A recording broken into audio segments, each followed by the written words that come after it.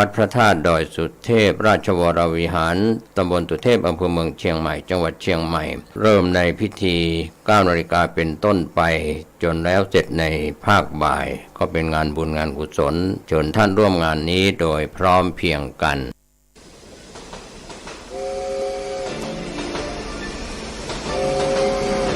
ข่าวสารเพื่อการประชาสัมพันธ์กำหนดการฟังเทศรายการรถด่วนขบวนพิเศษฤดูกาลเข้าพรรษาปี 2565 จัดโดยคณะสงฆ์จังหวัดเชียงใหม่องค์กรเครือข่ายชาวพุทธจังหวัดเชียงใหม่ดำเนินงานโดยกลุ่มหนุ่มสาวจังหวัดเชียงใหม่ 12 ขบวนที่ 26 สิงหาคม 2565 แรม 14 ค่ำเดือน 11 เหนือไปยังวัดโชติกุลสวรรณารามวัดหมูบุญตำบลสุเทพอำเภอเมืองเชียงใหม่จังหวัดเชียงใหม่ 20 นาฬิกาฟังพระธรรมเทศนา1 กันขบวนที่ 7 3 กันยายน 2565 ขึ้น 8 ค่ำเดือน 12 เหนือเดินทางไปยังวัดหนองเต่าคำตำบลป่าไผ่อำเภอสันทรายจังหวัดเชียงใหม่ 20 นาฬิกาฟังพระธรรมเทศนา1 กันขบวนที่ 8 10 กันยายน 2565 ขึ้น 15 ค่ำเดือน 12 เหนือกลับมายังพุทธสถานเชียงใหม่ 20 นาฬิกาเป็นการจัดงานวันกตัญญูพุทธสมาคมและมูลนิธิพุทธสมาคมเป็นเจ้าภาพขบวนที่ 9 18 กันยายน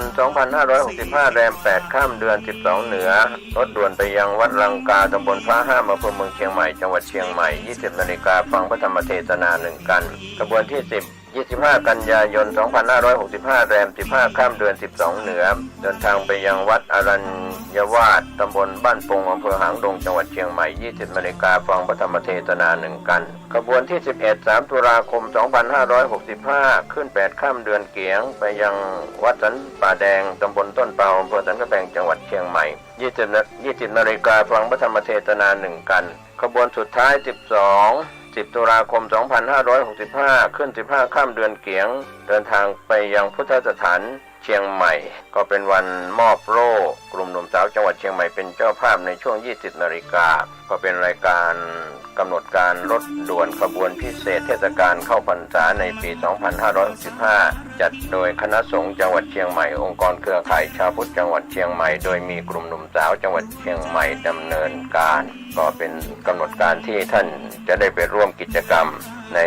ส่วนของรถด่วนขบวนพิเศษในปีนี้ก่อนจากยกมือไหว้กันส่งสัญญาณพบกันอีกครา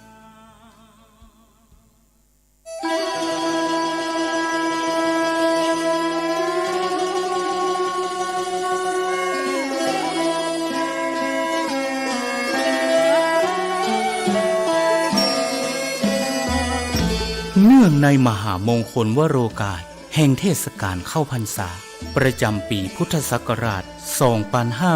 2565 อันเป็นปีมหาปีติยินดียิ่งของมหาชนชาวล้านนาและชาวไทยผู้มีจิตเลื่อมใสเปี่ยมล้นด้วยพลวศรัทธาในบวรพระพุทธศาสนา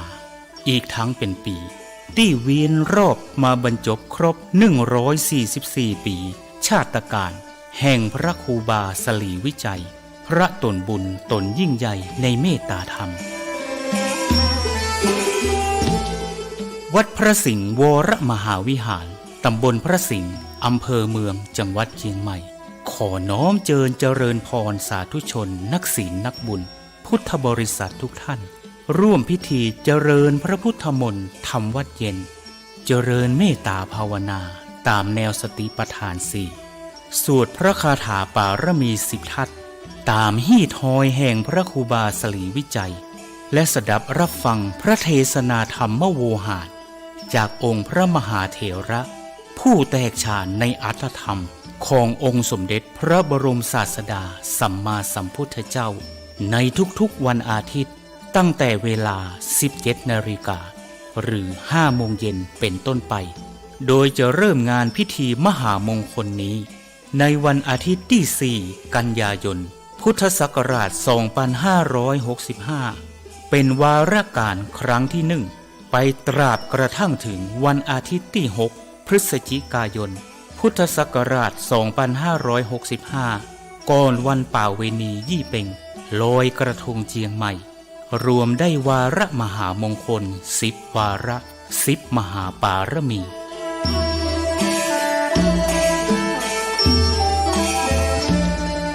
ปวงท่านมหาศรัทธานาบุญผู้มีความสนใจเข้าร่วมพิธีทำวัดเย็น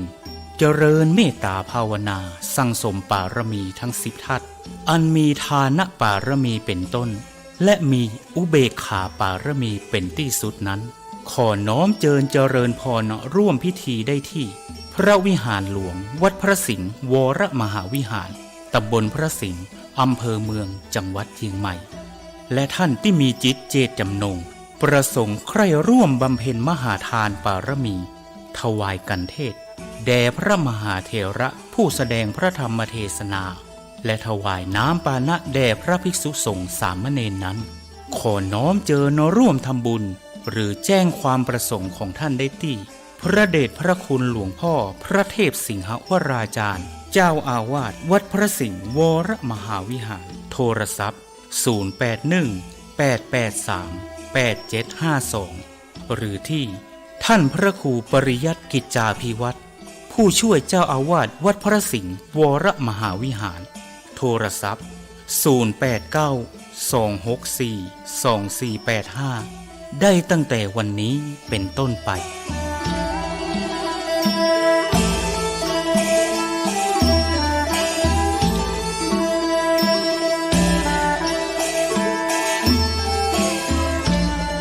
ขอมหาพลานิสงส์อันจะเกิดแต่เนื้อนาบุญอันบริสุทธิ์ของมหาศรัทธาทุกท่านอีกทั้งพระพุทธปารมีแห่งองค์หลวงพ่อพระศรีสันเพชรหรือหลวงพ่อโตที่สถิตสถาพรเป็นองค์พระประธานอยู่ณพระวิหารหลวงวัดพระสิงห์วรมหาวิหารอีกทั้งอานุภาวะแห่งองค์พระพุทธสิหิงค์พระสิงห์หลวงและอำนาจแห่งพระปารมีทั้ง10 ทัศของพระครูบาสลีวิจัยจุงเป็นพลวะปัจจัยอันยิ่งโยชน์นำมาซึ่งความรุ่งโรจน์แห่งดวงจิตพิสุทธิ์น้อมนำทุกท่านฮืออิ่มเอมเอิบอิ่มดำดิ่งสู่วิมุตติธรรมแห่งองค์พระสัมมาสัมพุทธะกอบด้วยทั้งสัพพสันลภากายอันบริสุทธิ์บริบูรณ์ด้วยอายุการอันเป็นทิพย์มีวรรณพิสิทธิ์พันพุทธผ่องใสมีความสุขกายสบายใจด้วยทั้งพลานามัยพรั่งพร้อมสรรตราบรอดเถิงเติงตันยังอมตะมหาเนรพานอันเป็นที่สุดเสี่ยงแห่งอาสวะกิเลสในวัฏสงสารต่อการภายหน้านั้นจงทุกท่านทุกคนแด่เตอสา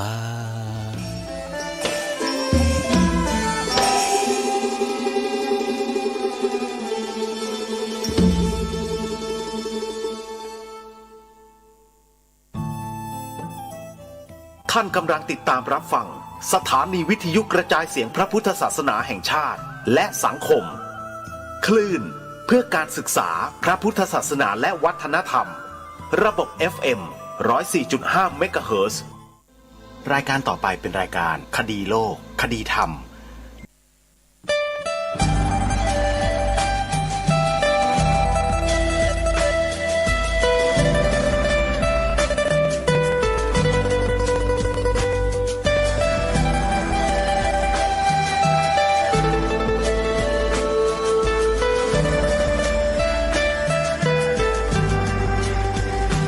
กล้าคิด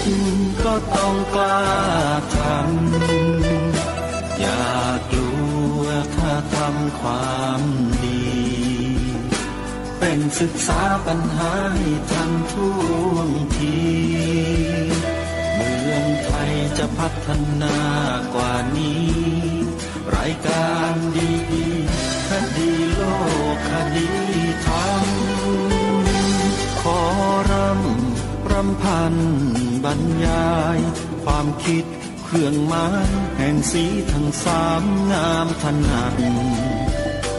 ขาวคือบริสุทธิ์สีสวัสดิ์หมายพระไตรรัตน์และธรรมะคุมจิตไทยแดงคือโลหิตเราใสซึ่งยอมสละได้เพื่อรักษาชาติศาสนาน้ำเงินคือสีโสภาอันจอมประชาถ้าโปรดเป็นของส่วนองค์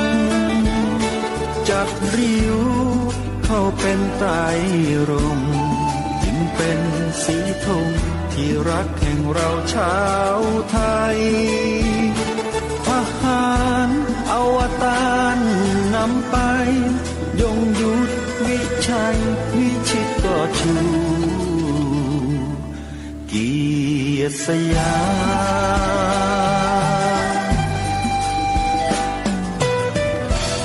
ประเทศไทยที่เจริญมั่นคงมาได้จนถึงทุกวันนี้มิได้เกิดขึ้นจากความหวาดกลัวอย่างขาดเขาแต่บรรพบุรุษไทยของเราทุกยุคทุกสมัยล้วนแต่มีความกล้าหาญและชาญฉลาดปกป้องเอกราชสร้างชาติให้เกิดความมั่นคงโดยมีธงแห่งพระไตรรัตน์เป็นเครื่องนำชัย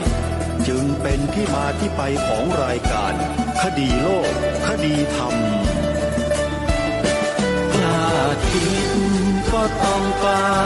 ทำอย่ากลัวถ้าทำความดีเป็นศึกษาปัญหาให้ทันท่วงทีเมืองไทยจะพัฒนากว่านี้รายการดีๆคดีโลกคดีธรรมรายการดีๆคดีโลกคดีธรรม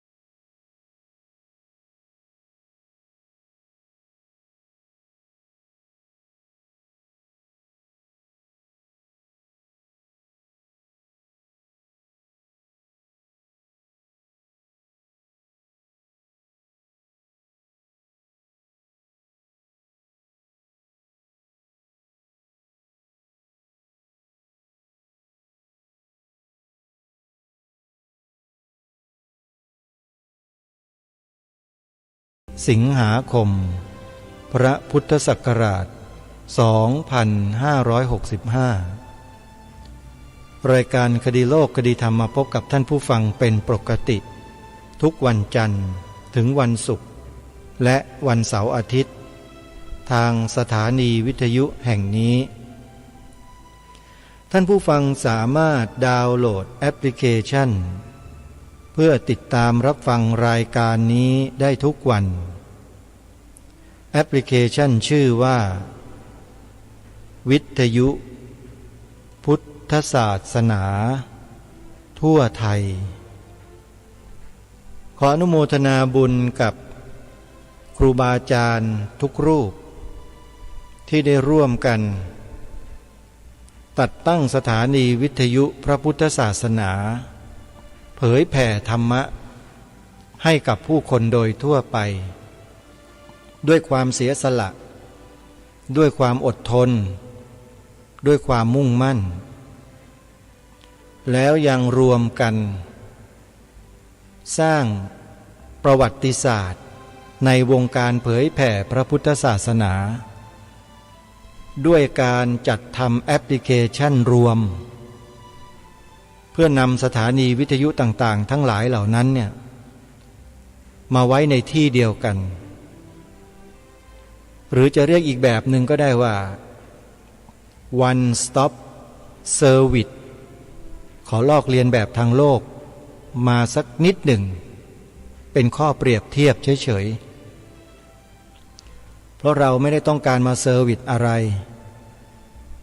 จะบอกว่าไม่เซอร์วิสอะไรก็ไม่เชิงนะโยม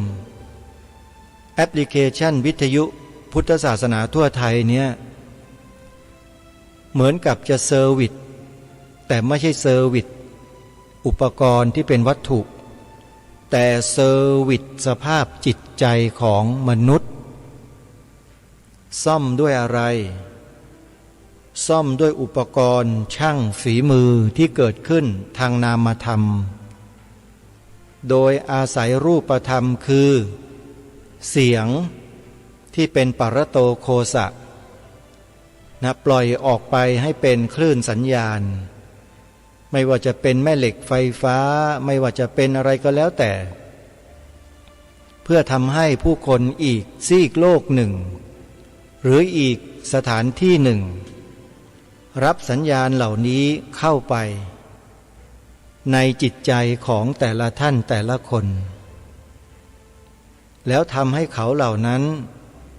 เกิดภูมิปัญญาขึ้นจากการรับสิ่งเหล่านี้เข้าไปเพราะฉะนั้นครูบาอาจารย์เหล่านี้ถือว่าเป็นบุคคลที่มีคุณูปการต่อสังคมมนุษย์อย่างมากเพราะท่านมุ่งแสดงธรรมถ่ายทอดธรรมเผยแผ่ธรรมไปสู่สาธารณชนโดยไม่เลือกว่าจะเป็นใครชนชั้นไหนได้ประโยชน์ทั้งนั้นยกเว้นชนมิจฉาทิฏฐิที่เขาไม่ปรารถนาไม่ศรัทธาเราก็ไม่ได้ไปทำอะไรเขาไม่ได้ไปเขียนกฎกติกาไม่ใช่ไปเขียนคำสอนเมคคำสอนขึ้นมาเหมือนอย่างลัทธิบางลัทธิในโลกที่เมื่อใครที่ไม่นับถือศาสดาของเขาเขาถือว่าเป็นศัตรูของเขาเขามุ่งมั่นที่จะต้องเปลี่ยนคนเหล่านี้ให้นับถือศาสดาของเขาให้ได้โดยมีเงื่อนไขก็คือ 1. เปลี่ยน 2. ถ้าไม่เปลี่ยนตายลัทธิแบบนี้ก็ยังมีอยู่ในประเทศไทยของเรานี่แหละแล้วดูเหมือนว่าจะได้รับการส่งเสริมเสียด้วยนะลัทธิประเภทนี้ส่งเสริมแบบลับๆการส่งเสริมไม่ได้หมายความว่าส่งเสริมโดยตรงแต่ส่งเสริมแบบลับๆรู้ได้ยังไงรู้ได้ด้วยเพราะฟังบุคคลที่เขามีข้อมูลอ้างข้อมูลแล้วเราก็ฟังแล้วเราก็ใช้วิจารณญาณพิจารณาศึกษาข้อมูลแล้วมันก็ตรงกันกับความจริงที่เกิดขึ้นคือมันมีความตายเกิดขึ้นเพราะการเผยแผ่ลัทธิดังกล่าวจริงเพราะฉะนั้นลัทธินี้จึงเป็นลัทธิที่อันตรายประเทศญี่ปุ่นจึงไม่ยอมรับประเทศจีนจึงป้องกันสุดลิ่มทิ่มประตูประเทศพม่าจึงเผาประเทศรัสเซียประกาศกล้าวเหล่านี้เป็นต้นเพราะคำสอนที่ถูกสร้างขึ้นมาทำให้มนุษย์นั้นได้รับอันตรายอันเกิดจากความรุนแรงแข็งกร้าวไร้เหตุผลลัทธินี้บรรพบุรุษไทยบรรพชนไทยเราจึงสอนนักสอนหนาว่าอย่าสอนลูกอย่าบอกหลานให้ไปเกี่ยวข้องอาตมาฟังบุคคลฟังคณะบุคคลฟังองค์กรต่างๆเขากล่าวในลักษณะเช่นนี้ก็เลยนำมากล่าวต่อให้พวกเราได้รับทราบว่าคนในสังคมเรานั้นมีแนวความคิดเป็นเช่นไรแล้วกลุ่มคนที่เขาออกมาตีแผ่เขามุ่งหวังอะไรแล้วทำไมรายการคดีโลกคดีธรรมจึงต้องแนะนำให้ไปฟังด้วยใช้ สติปัญญาของเราคิดยังไงคิดดูดีๆว่าประเทศของเราบรรพชนของเราบรรพบุรุษของไทยเราเนี่ยเคยสอนให้เราไปนับถือลัทธิอื่นไหมโยมไม่มีเลยฮะดูองค์พระบาทสมเด็จพระมงกุฎเกล้าเจ้าอยู่หัวรัชกาลที่6ทรงกระทำเป็นแบบอย่างขององค์พระมหากษัตริย์ไทยอีกจำนวนหลายๆพระองค์ทรงเป็นองค์แทนทรงกระทำให้เป็นแบบอย่างเชื้อเชิญคนไทยเราเนี่ยให้หันมานับถือพระพุทธศาสนากันเถิดมีพระมหากษัตริย์พระองค์ไหนบ้างที่ตรัสชักชวนประชาชนให้หันมานับถือพระพุทธศาสนากันเถิดแล้วก็ทรงสร้างกำแพงอันเหนียวแน่นด้วยพระรัตนตรัยเป็นเครื่องกลางกั้นภัยทั้งหลายทั้งปวงได้เป็นอย่างดีแต่มาในยุคเราเนี่ยความอ่อนด้อยของผู้สืบต่อไม่รู้แหละจะว่าด้วยเหตุผลกลใดก็แล้วแต่ไม่สืบต่อให้เข้มข้นเสมอต้นเสมอปลายกลับย่อหย่อนลงจนทำให้แนวพระราชดำริของล้นเกล้ารัชกาลที่6ที่มีปรากฏอยู่ในเทศนาเสือป่านี้ดูเหมือนว่าจะถูกลดคุณค่าลงเมื่อถูกลดคุณค่าลงคนที่อยู่ในระบบราชการเป็นอันดับแรกไม่สนใจไม่ใยดีมีแต่เปลือกนอกเท่านั้นแต่ข้างในกลวงโบ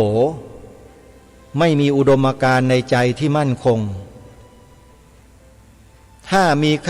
าข้าราชการคนไหนที่มีอุดมการณ์มั่นคงก็จะยึดแนวเดียวกับที่รายการคดีโลกคดีธรรมยึดเพราะอะไรทำไมจึงต้องอ้างตัวเองก็เพราะรายการคดีโลกคดีธรรมยึดตามแนวพระราชดำริขององค์พระมหากษัตริย์ในอดีตจนถึงปัจจุบันมาโดยตลอดเป็นแนวเดียวกันกับพระองค์ท่านที่ทรงต้องการให้ประเทศไทยเรานี้มีพระพุทธศาสนาเป็นศาสนาประจำชาติไทยของเรานี่คือแนวพระราชดำริซึ่งเป็น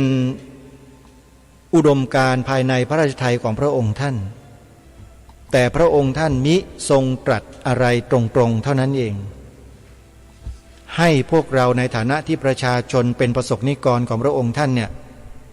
คิดกันเองไปจัดทำกันเองไปสร้างแนวร่วมสร้างกลุ่มสร้างองค์กรกันเองขึ้นมาแล้วก็มาทำกิจกรรมที่สอดคล้องกับแนวพระราชดำริของพระองค์ท่านจึงเกิดอะไรขึ้นเกิดสภายุวพุทธิกสมาคมแห่งชาติเกิดพุทธสมาคมแห่งประเทศไทยเกิดปริยนธรรมสมาคมแห่งประเทศไทยเกิดศูนย์พิทักษ์พระพุทธศาสนาแห่งประเทศไทยเกิดศูนย์ส่งเสริมพระพุทธศาสนาแห่งประเทศไทยเกิดสมาคมผู้ทำคุณประโยชน์เพื่อพระพุทธศาสนาแห่งประเทศไทยเป็นต้นองค์กรเหล่านี้ก็เกิดขึ้นตามแนวพระราชดำริขององค์พระมหากษัตริย์ทั้งนั้นเลยโดยมีวัตถุประสงค์และเป้าหมายเดียวคือทำรงรักษาไว้ซึ่งความเป็นชาติไทยของเราความเป็นชาติไทยของเราอยู่ที่ตรงไหนท่านผู้ฟังความเป็นชาติไทยของเราเนี่ยถ้าไม่มีสิ่งนี้ความเป็นไทยไม่มีแล้วเมื่อจะมีแล้วต้องมีให้ครบนะ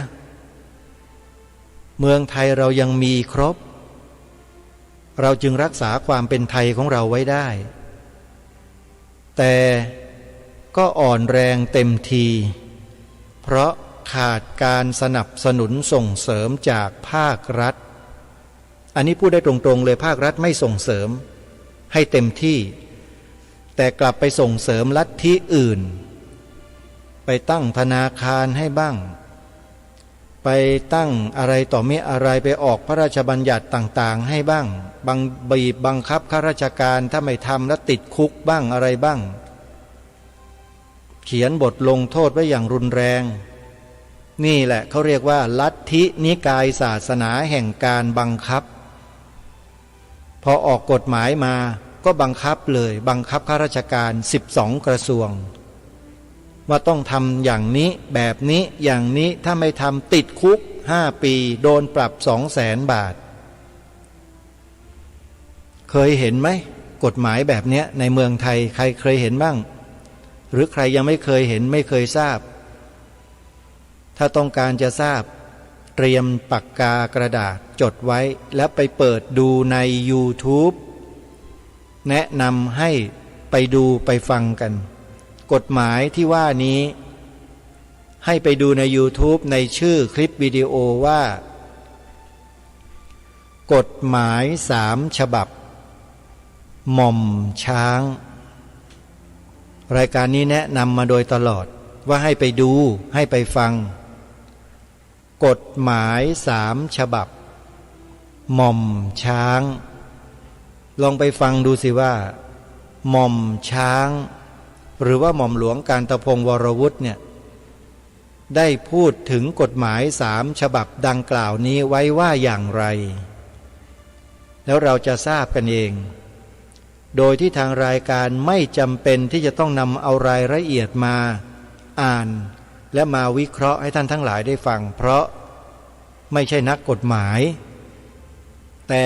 ถามว่ารู้กฎหมายไหมรู้สิ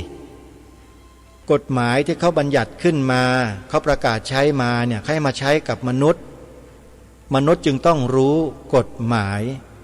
เพราะฉะนั้นถามว่าอาตมารู้กฎหมายไหมรู้แต่ไม่ใช่นักกฎหมายแต่รู้กฎหมายกฎหมายเขาเขียนมาไม่ได้ให้ลิงปฏิบัติไม่ใช่ให้แมวหมาปฏิบัติแต่ให้มนุษย์อย่างเราปฏิบัติมนุษย์เราจึงต้องรู้กฎหมายเพราะฉะนั้นกฎหมาย3 ฉบับนี้คนไทยมีสิทธิ์รู้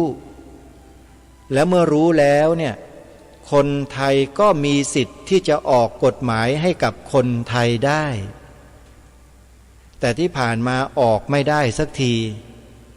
เพราะมีคนในกฎหมายนี้มีอิทธิพลและมีอำนาจหรือเปล่าจึงคอยสกัดกั้นอยู่ตลอดใช่หรือไม่อันนี้คือข้อสงสัยมานานแล้วเรียกร้องให้บัญญัติในรัฐธรรมนูญว่าพระพุทธศาสนาเป็นศาสนาประจำชาติไทยแต่ก็ถูกขัดขวางกางกั้นด้วยวาทกรรมหลากหลายมากมายถามว่านี่คืออะไร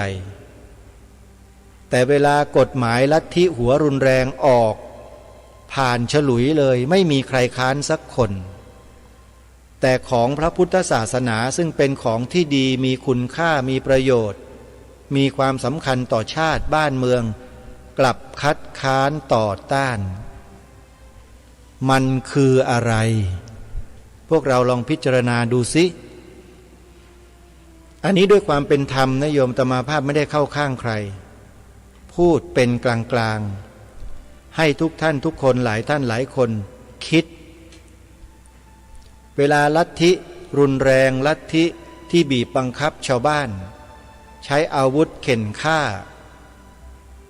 ปล่อยให้กฎหมายไหลผ่านไป3 วาระรวดประกาศใช้ง่ายเหลือเกินแต่ของพุทธศาสนาพระพุทธศาสนาเราไม่ผ่านมีคนมาต่อต้านกลางสภาใช้วาทกรรมมาพูดทำให้เกิดความไขว้เขวแล้วสสผู้แทนชาวพุทธเราที่เต็มสภาอยู่นั้นก็มึนตึบคิดอะไรไม่ออกโดนมนต์ขลังอะไรไปหรือเปล่าก็ไม่ทราบถึงยกมือให้เขาทั้งสภาเลยเกือบทั้งสภาอย่างเงี้ยกฎหมายมันก็ผ่านแต่เวลาของศาสนาพุทธไปถึงขั้นกรรมาธิการเท่านั้นแหละส่งไปยังคณะกรรมการชุดนั้นชุดนี้ตีตกหมดเลยสังเกตไหม คิดไหมโยมถามจริงๆคิดไหมว่าทำไมมันเป็นเช่นนี้เนาะบ้านเมืองเราแน่นอนล่ะมันมีอะไรผิดปกติบ้านเมืองเราเนี่ยมันจึงเกิดสถานการณ์ในลักษณะดังกล่าวขึ้นนั่นหมายความว่าบ้านเมืองเราผิดปกติไอ้ความผิดปกตินี่แหละที่เราเองพยายามที่จะรู้กันว่ามันคืออะไรแต่พอบอกให้ไปดูก็ไม่กล้าดูกันมีคนเข้าได้ข้อมูลมาแล้วเขาก็นำมาเผยแพร่มาบอกกับพวกเรา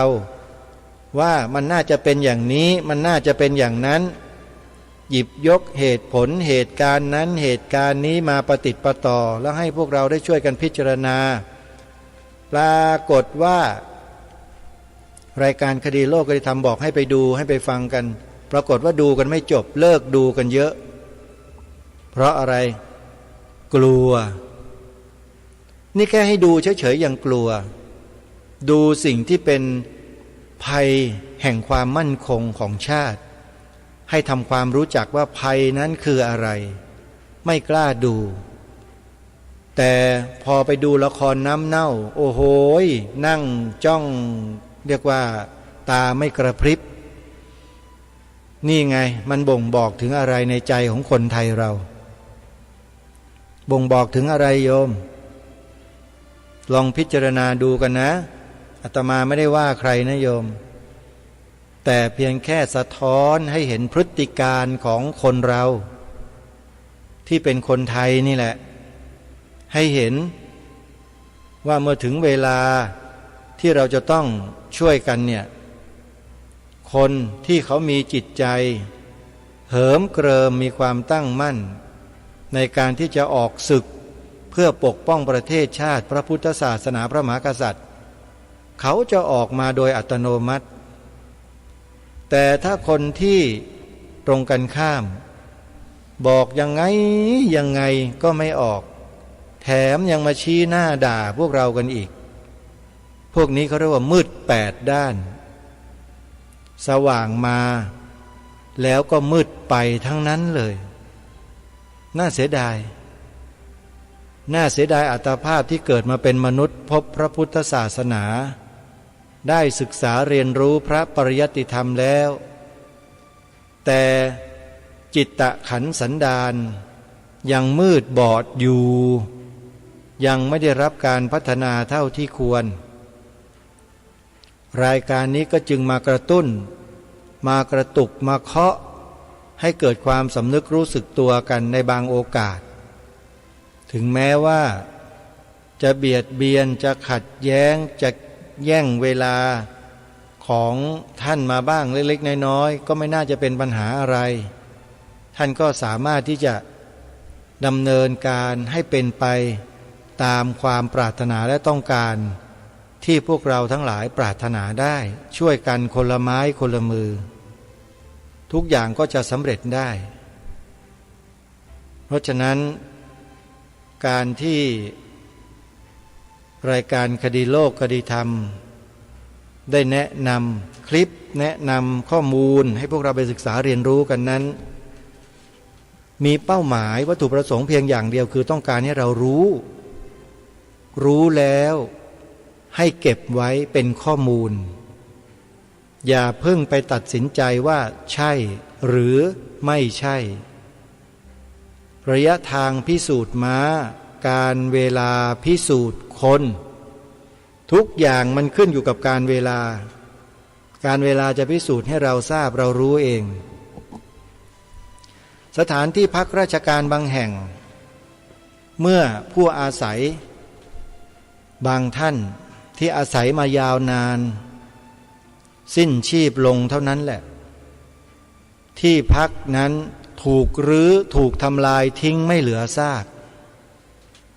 ตรงนี้บ่งบอกให้เห็นอะไรบ่งบอกให้เห็นว่าทั้งสถานที่ตรงนั้นทั้งบุคคลที่อยู่ในที่ตรงนั้นไม่มีความสำคัญอะไรอย่างแท้จริงไม่สมควรที่จะหยิบยกขึ้นเป็นอนุสาวรีย์เชิดชูใดๆเพราะเมื่อสิ้นชีพแล้วบ้านก็ถูกทุบ ทิ้งทันที แปลว่าต้องมีเงื่อนงำอะไรอยู่ข้างในลึกๆโดยที่เราไม่รู้ แต่คนกลุ่มนี้เขาบอกเขาอ้างว่าเขารู้อาตมาก็แนะนำให้ไปฟังกันทีนี้อยู่ที่พวกเราแล้วว่าจะกล้าฟังกันหรือเปล่ารายการนี้ถามแบบนี้แหละกล้าฟังไหมเล่ากลัวจะฟังไม่จบพอได้ยินชื่อคนนั้นชื่อคนนี้ตกใจปิดเลยไม่ฟังเลยก็มีกลัวไม่รู้จะกลัวอะไรไม่ได้ให้ไปเข็นฆ่าทำลายล้างใครเขาสักหน่อยให้ไปฟังข้อมูลเฉยๆโยมข้อมูลในคลิปวิดีโอ YouTube อ่ะจำได้ไหมที่บอกให้ไปฟังกันน่ะ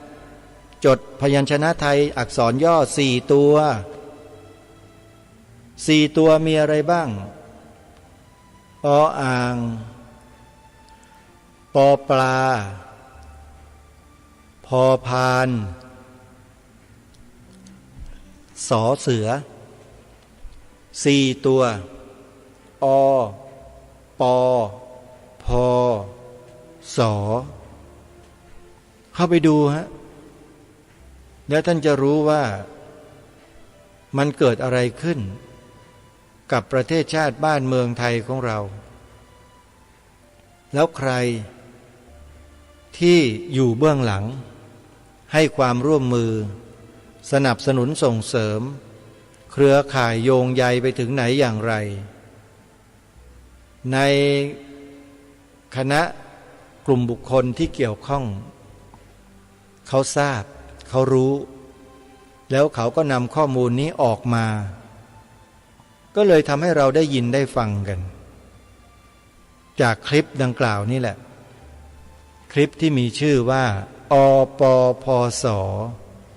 เข้าไปฟังไปดูกันนะโยมเดี๋ยวจะหาว่ารายการคดีโลกคดีธรรมรู้อะไรมาแล้วก็ไม่ยอมบอกอาตมาก็จะถูกตำหนิเมื่อถูกตำหนิแล้วมันก็จะไม่เป็นสิ่งที่ดีต่อคนตำหนิเพราะเขาตำหนิผิดไม่ถูกสภาวะเขาไม่ได้มีความรู้ความเข้าใจในรายละเอียดลึกๆว่ามีอะไรเป็นอย่างไรแบบไหนทำไมยังไงเมื่อไหร่ใครเขาไม่มีเมื่อไม่มีก็เป็นธรรมดาที่เขาจะต้องสงสัยก็เป็นเรื่องง่ายเราก็ไม่ต้องไปอธิบายความอะไรมากใครสงสัยใครไม่เชื่อก็ไม่เป็นไรใครที่เชื่อหายสงสัยก็เป็นความโชคดีไปก็จะได้ไม่ถูกครอบงำในอนาคตอีกนี่คือสิ่งที่รายการคดีโลกคดีธรรมเฝ้าติดตามสถานการณ์มาโดยตลอดแล้วก็นำมากล่าวโดยสรุปให้พวกเราได้สดับรับฟังกันในฐานะที่อาตมภาพนั้นมีประสบการณ์ในการทำกิจกรรมเหล่านี้มาก่อนก็เลยสามารถที่จะพูดบอกกับท่านผู้ฟังในประเด็นเหล่านี้เพื่อให้เกิดความรู้ความเข้าใจที่ตรงกันได้จึงขอนำเรื่องราวเนื้อหาสาระทั้งหลายเหล่านี้มาเกริ่นนำในต้นรายการวันนี้นี่ขนาดต้นรายการนะ28 นาทีครับพระโยมแล้วต่อจากนี้ไปเราก็จะมาเข้าสู่เนื้อหาสาระของเราต่อไปกันโดยจะได้นำประวัติของพระเดชพระคุณท่านเจ้าคุณพระพิมลธรรมชอบอนุจารีมหาเถรราชบัณฑิตมาอ่านให้พวกเราได้สดับรับฟังเพื่อให้รู้จักอัตชีวประวัติและผลงานของท่านไปพร้อมๆกันในฐานะที่ท่านนั้นเป็นบุคคลที่มีคุณูปการต่อประเทศไทยต่อพระพุทธศาสนาในประเทศไทยของเราอย่างมากท่านหนึ่งในประเทศเมื่อวานนี้เราก็ได้ทราบถึงประวัติส่วนตัวของท่านในถิ่นกำเนิดนะพี่น้องของท่านนะความรู้ของท่านการศึกษาของท่านจนกระทั่งหลวงพ่อจบปริญญาธรรม6 ประโยค นะฮะมาถึงตรงนี้แล้วเดี๋ยวเราจะมากล่าวถึงหน้าที่การงานของท่านต่อซึ่งในหนังสืออนุสรณ์ร้อยปีชาตการก็ได้ทำการบันทึกประวัติของหลวงพ่อไว้ทีนี้เรามาดูหน้าที่การงานของท่านในปีพระพุทธศักราช 2467 หลังจากที่ท่านสอบได้ปริญญาธรรม3ประโยคแล้วนะฮะในปีพระพุทธศักราช 2467 ท่านเป็นครูสอนบาลีไวยากรณ์วัดมหาธาตุยุวราชรังสฤษฎ์กรุงเทพมหานครปีพระพุทธศักราช 2468 เป็นครูสอนพระปริยัติธรรมวัดละมุดไทยหรือวัดวิมุตตยารามปีพระพุทธศักราช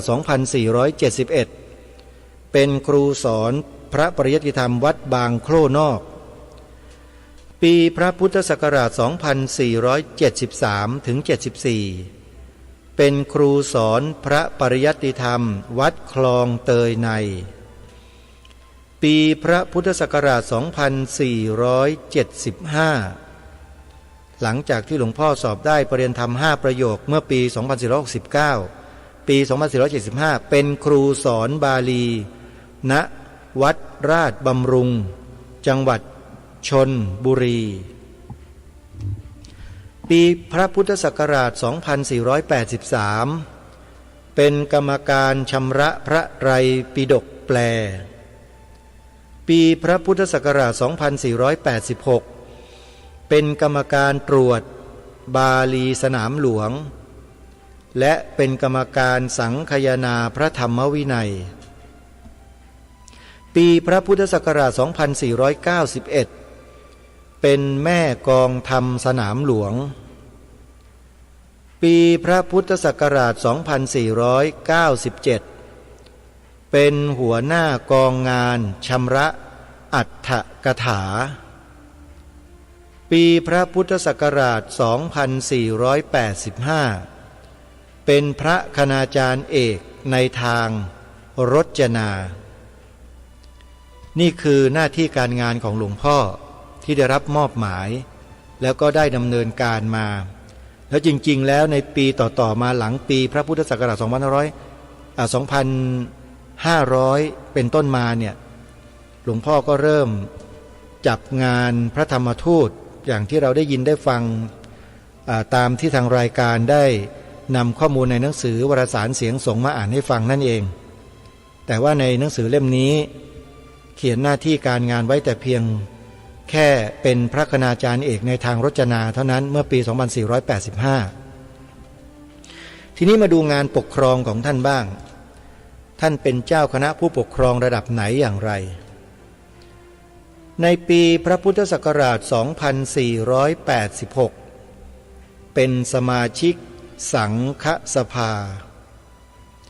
เป็นเจ้าคณะตรวจการผู้ช่วยภาคบูรพาหรือภาคหนึ่งซึ่งเวลานั้นมีเพียง5 ภาคและเป็นเจ้าคณะจังหวัดชลบุรีหลวงพ่อเป็นเจ้าคณะจังหวัดชลบุรี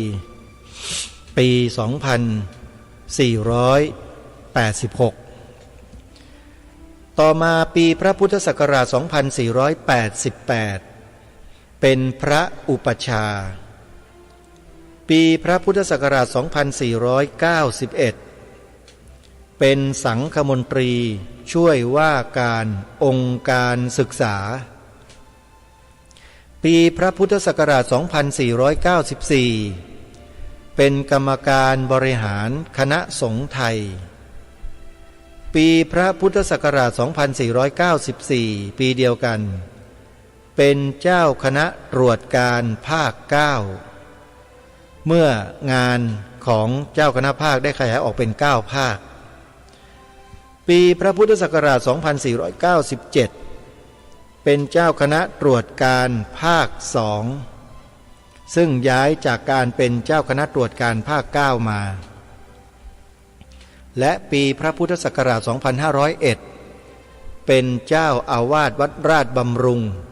อำเภอเมืองจังหวัดชลบุรีนี่คืองานปกครองของพระเดชพระคุณหลวงพ่อ ทีนี้มาดูงานสำคัญคืองานเผยแผ่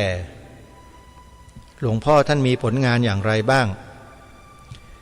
ในปีพระพุทธศักราช 2497 เป็นผู้บรรยายบทความสวดมนต์มีคำนำคณะสงฆ์มหานิกายที่สถานีวิทยุกระจายเสียงแห่งประเทศไทยกรมประชาสัมพันธ์ตลอดมาจนถึงในขณะนี้ปีพระพุทธศักราช 2511 เป็นหัวหน้าพระธรรมทูตสายที่หนึ่งปีพระพุทธศักราช 2519 เป็นประธานหน่วยอบรมประชาชนประจำจังหวัดหรืออปจ.จังหวัดชลบุรีเป็นวิทยากรบรรยายตามหน่วยอบรมประชาชนประจำตำบลหรืออปต.ในเขตปกครองออกอบรมพระนวกะผู้บวชใหม่ตามอำเภอในเขตปกครองเป็นประจำทุกปี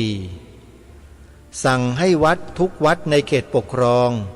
ทบทวนและฟื้นฟูการบำเพ็ญกรรมฐานหรือจิตภาวนาตามประกาศของมหาเถระสมาคมสั่งให้วัดทุกวัดในเขตปกครองกำหนดเขตอภัยทานในพื้นที่วัดพระพุทธศักราช 2527 ตามคำสั่งมหาเถระสมาคม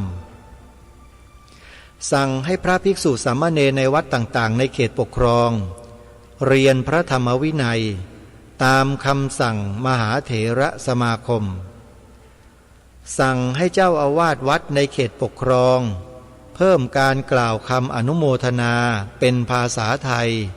ตามระเบียบมหาเถระสมาคมชักชวนพระสังฆาธิการระดับวัดและระดับตำบลจัดตั้งทุนสงเคราะห์นักเรียนที่เรียนดีแต่ขาดทุนการศึกษาชั้นประถมศึกษาปีพระพุทธศักราช 2530 ขอความร่วมมือจากเจ้าอาวาสวัดทุกวัดในเขตปกครองเทศนาหรือกล่าวธรรมมีคาถาทศพิธราชธรรม10 ประการแก่ทายกทายิกาแห่งวัดในเวลาที่ร่วมกันมาบำเพ็ญกุศลที่วัดนั้นๆในวันพระหรือวันธรรมสวนะวันละ1 หัวข้อธรรมและขอให้เจ้าอาวาสทั้งหลายชักชวนทายกทายิกาแห่งวัดนั้นๆได้ประพฤติปฏิบัติตามหลักแห่งทศพิธราชธรรมเพื่อเป็นการเจริญรอยตามพระยุคลบาทของพระบาทสมเด็จพระเจ้าอยู่หัวรัชกาลปัจจุบันและเพื่อเป็นพระราชกุศลในมหามงคลสมัยคล้ายวันพระราชสมภพครบ5 รอบนักษัตริย์มีพระชนมพรรษาครบ62 พระพรรษาในวันที่5 ธันวาคมพระพุทธศักราช 2530 ตามมติในการประชุมของมหาเถระสมาคมในความร่วมมือกับงานทางการคณะสงฆ์และทางราชการในการเผยแผ่เช่นจัดพระธรรมทูตออกไปเผยแผ่ตามท้องที่ที่ทางราชการอาราธนาไปและให้ความร่วมมือในด้านต่างๆที่เห็นสมควรนี่ก็เป็นงานเผยแผ่ของพระเดชพระคุณหลวงพ่อตั้งแต่ปีพระพุทธศักราช 2497 เป็นต้นมาหลวงพ่อเป็นนักจัดรายการวิทยุสวดมนต์มีคำนำญาติโยมนี่ก็เป็นผลงานด้านการเผยแผ่ของพระเดชพระคุณหลวงพ่อซึ่งท่านได้รับทำหน้าที่งานเผยแผ่ของคณะสงฆ์มาตั้งแต่ปีพระพุทธศักราช 2497 โดยได้เป็นผู้บรรยายบทความสวดมนต์มีคำนำของคณะสงฆ์มหานิกายทางสถานีวิทยุกระจายเสียงแห่งประเทศไทยกรมประชาสัมพันธ์ญาติโยมหลวงพ่อนั้นเป็นผู้จัดรายการวิทยุโดยที่อาตมาภาพเองก็ไม่ได้ตั้งใจหรือขวนขวายที่จะต้องมานั่ง เป็นพิธีกรรายการวิทยุในลักษณะเช่นนี้มาแต่ก่อนเลยแต่ด้วยอำนาจของกรรมของวิบากที่เคยทำมาน่าจะเป็นเช่นนั้นเพราะเราคงปฏิเสธเรื่องนี้ไม่ได้นะมีส่วนร่วมที่เข้ามาเกี่ยวข้องตรงนี้ด้วยไม่มีอะไรในโลกนี้ที่เป็นความบังเอิญนะโยมนะก็ขอฝากไว้เหลือบดูเวลาเหลืออีกประมาณสัก5 นาทีท่านสาธุชนยังมีผลงานของหลวงพ่อที่จะขอนำมาอ่านให้ฟังอีกช่วงหนึ่งก็คือเรื่องงานสาธารณูปการจะไปเร็วๆนิดหนึ่งนะฮะเพื่อให้เหมาะกับเวลาที่เหลืออยู่ปีพระพุทธศักราช 2490 ไปช่วยงานการพระศาสนาที่รัฐมาเลเซียปีนังสิงคโปร์ปีละ2 ครั้งปีพระพุทธศักราช 2499 เป็นสมณทูตออกไปร่วมงานฉลองพระพุทธศาสนา 25 ศตวรรษที่ประเทศพม่าปีพระพุทธศักราช 2500 เป็นสมณทูตออกไปร่วมงานฉลองพระพุทธศาสนา 25 ศตวรรษที่ประเทศลาวปีพระพุทธศักราช 2508 เป็นกรรมการตรวจหนังสือประกวดชิงรางวัลของพระบาทสมเด็จพระเจ้าอยู่หัวรัชกาลปัจจุบันตั้งแต่นั้นมาจนถึงปัจจุบันปีพระพุทธศักราช 2510 สร้างวิหารพระพุทธนิมิตรในวงเล็บสร้างขึ้นเมื่อปีพระพุทธศักราช 2518 วงเล็บปิดสิ้นเงินในการก่อสร้างทั้งหมด 3,452,499 บาทปีพระพุทธศักราช 2513 สร้างศาลาการประเรียนแบบคอนกรีตเสริมเหล็กชั้นเดียวมุงกระเบื้องเคลือบสิ้นเงินในการก่อสร้างประมาณ 450,000 บาทปีพระพุทธศักราช 2514 สร้างเจดีย์รอบอุโบสถ 84 องค์สิ้นเงินในการก่อสร้างประมาณ 100,000 บาทปีพระพุทธศักราช 2521 สร้างกุฏิชั้นเดียวแบบคอนกรีตเสริมเหล็กมุงกระเบื้องเคลือบสิ้นเงินในการก่อสร้างประมาณ 350,000 บาทปีพระพุทธศักราช 2522 สร้างศาลาบุญเบญจเพสหลังคาเทคอนกรีตเสริมเหล็กสิ้นเงินในราคาก่อสร้างประมาณ 260,000 บาทปีพระพุทธศักราช 2523 สร้างหลวงพ่ออุปคุตพร้อมด้วยหอพระปิดทองติดกระจกสิ้นเงินในการก่อสร้างประมาณ 100,000 บาทปีพระพุทธศักราช 2524 ซ่อมหอระฆังใหญ่ฉาบปูนทาสีสิ้นเงินในการซ่อมแซมประมาณ 70,000 บาท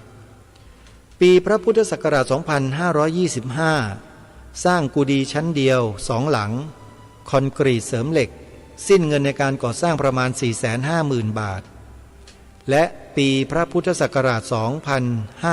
2527 สร้างตึกหอธรรมราชบัณฑิตหรือหอสมุดกว้าง 8.70 เมตรยาว 27.25 เมตรแบบคอนกรีตเสริมเหล็กสิ้นเงินในการก่อสร้าง 1,341,275 บาท 50 สตางค์นี่เป็นผลงานด้านสาธารณูปการของพระเดชพระคุณหลวงพ่อในการ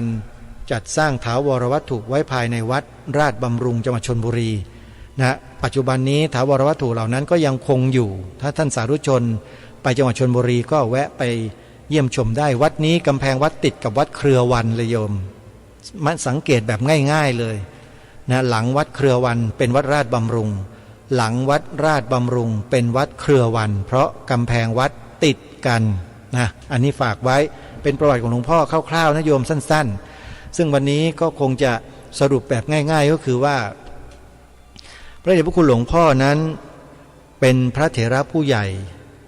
ซึ่งเป็นที่ยอมรับของสังคมมานานแล้วท่านนั้นเป็นบุคลากรที่ทรงคุณค่ารูปหนึ่งของคณะสงฆ์ไทยของเรามีความรู้มีความสามารถทั้งในด้านรจนาทั้งในด้านร้อยกรองร้อยแก้วนะได้รับพระราชทานแต่งตั้งให้เป็นราชบัณฑิตประจำพระองค์